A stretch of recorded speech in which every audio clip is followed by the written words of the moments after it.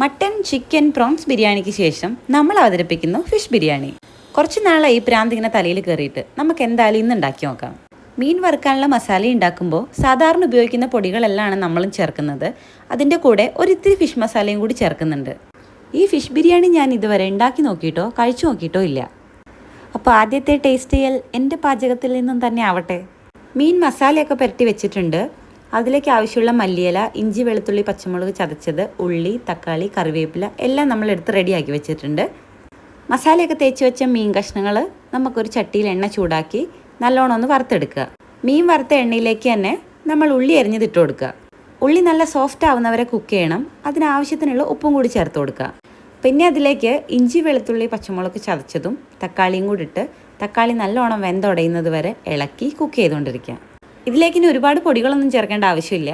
ഒരിത്തിരി മഞ്ഞൾപ്പൊടി, ഗരം മസാല, കാശ്മീരി മുളക് പൊടി, പിന്നെ ഒരിത്തിരി കുരുമുളക് പൊടിയും ഇതെല്ലാം കൂടി ചേർത്ത് നല്ലോണം ഇളക്കി കഴിഞ്ഞ് ഇതിലേക്ക് ആവശ്യമുള്ള കറിവേപ്പിലയും കൂടി ഇട്ട് കൊടുക്കുക. പിന്നെ നമ്മൾ ഇതിലേക്ക് ഒരിത്തിരി വെള്ളം കൂടി ഒഴിച്ച് ഒന്ന് ലൂസാക്കി എടുക്കുന്നുണ്ട്.